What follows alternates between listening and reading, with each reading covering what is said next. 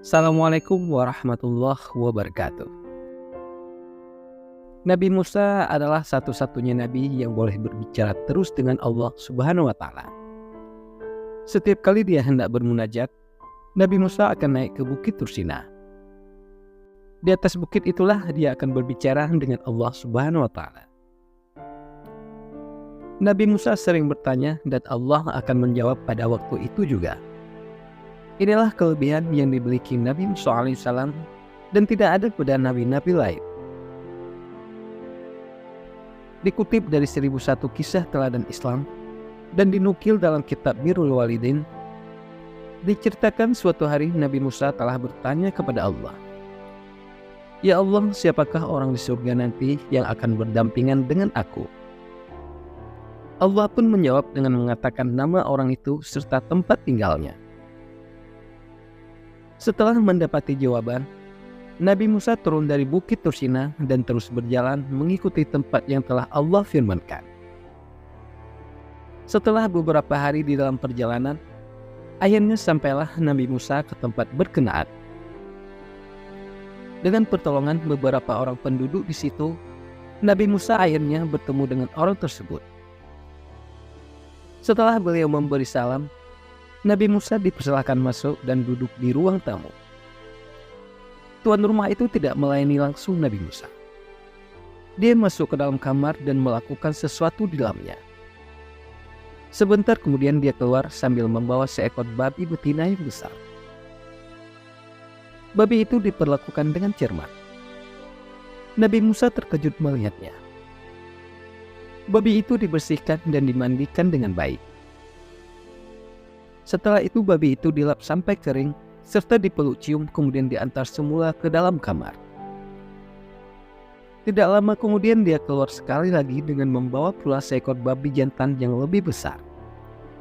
Babi itu juga dimandikan dan dibersihkan. Kemudian dilap hingga kering dan dipeluk serta cium dengan penuh kasih sayang. Babi itu kemudian diantar semula ke kamar. Selesai kerjaannya, barulah dia melayani Nabi Musa alaihissalam. "Wahai saudaraku, apa agamamu?" "Aku agama tauhid, yaitu agama Islam," jawab pemuda itu. Lalu Nabi Musa bertanya, "Mengapa kamu memelihara babi, menyentuhnya dan juga menciumnya?" "Kita tidak boleh berbuat begitu," kata Nabi Musa alaihissalam. "Wahai Tuan hamba," kata pemuda itu, "sebenarnya kedua babi itu adalah ibu bapak kandung. Oleh karena mereka telah melakukan dosa yang besar, Allah telah menukarkan rupa mereka menjadi babi yang buruk rupanya. Soal dosa mereka dengan Allah itu soal lain. Itu urusannya dengan Allah. Aku sebagai anaknya tetap melaksanakan kewajibanku sebagai anak. Hari-hari aku berbakti kepada kedua ibu bapakku, seperti mana yang Tuan hamba lihat tadi.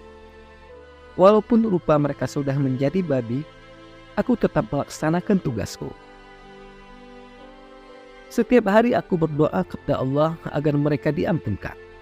Aku bermohon supaya Allah menukarkan wajah mereka menjadi manusia sebenarnya.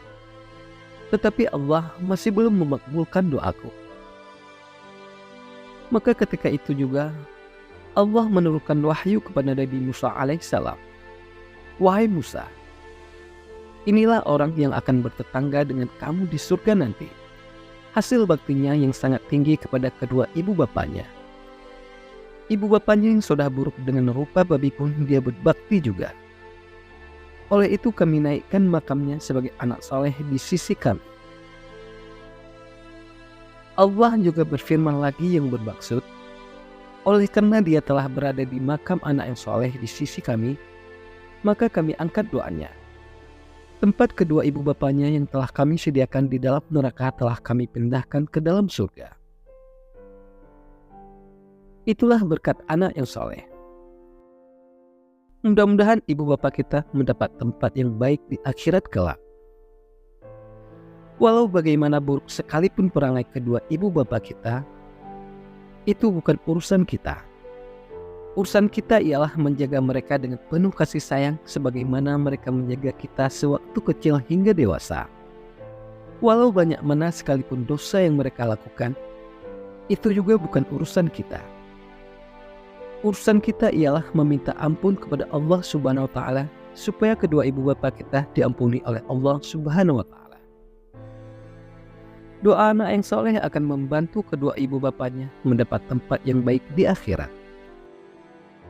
Arti sayang seorang anak kepada ibu dan bapaknya bukan melalui hantaran duit, tetapi sayang seorang anak pada kedua ibu bapanya ialah dengan doanya supaya kedua ibu bapanya mendapat tempat yang terbaik di sisi Allah Subhanahu wa Ta'ala. Wallahu a'lam. Assalamualaikum warahmatullahi wabarakatuh.